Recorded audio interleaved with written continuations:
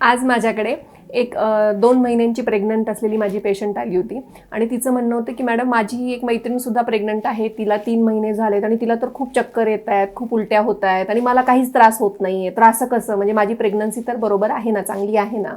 प्रेग्नन्सीमध्ये पहिल्या 3 महिन्यांमध्ये सगळ्यांना खूप वेगवेगळे सिम्पटम्स येतात. म्हणजे प्रेग्नन्सी जेव्हा तुमची सुरू होते तेव्हा तुमच्या शरीरात जे हॉर्मोनल बदल झालेले असतात त्याच्यामुळे तुम्हाला वेगवेगळे सिम्पटम्स येऊ शकतात. परंतु 80% महिलांना काही सिम्पटम्ससुद्धा नसतात, म्हणजे त्यांना असं लक्षात सुद्धा येत नाही की आपल्याला प्रेग्नन्सी राहिली आहे. तर काय सिम्पटम्स असू शकतात, तर सगळ्यात महत्त्वाचं चक्कर येणं, गरगरणं हा सगळ्यात कॉमन सिम्पटम्स असतो. नंतर मळमळणं, काही खाण्याची इच्छा न होणं किंवा खाल्लं तरी उलटी होणं. त्याच्यानंतर इनडायजेशन म्हणजे छातीमध्ये जळजळ होणं. मग बऱ्याच वेळा काही लोकांना स्तनांमध्ये थोडंसं पेन होणं, म्हणजे ब्रेस्ट टेंडरनेस म्हणतो आम्ही त्याला, तो सुद्धा त्रास होतो. बऱ्याच जणांना पोट व्यवस्थित साफ होत नाही, म्हणजे कॉन्स्टिपेशन होऊ शकतं. नंतर काही जणांना झोप येत नाही, थोडा चिडचिडेपणा वाढतो.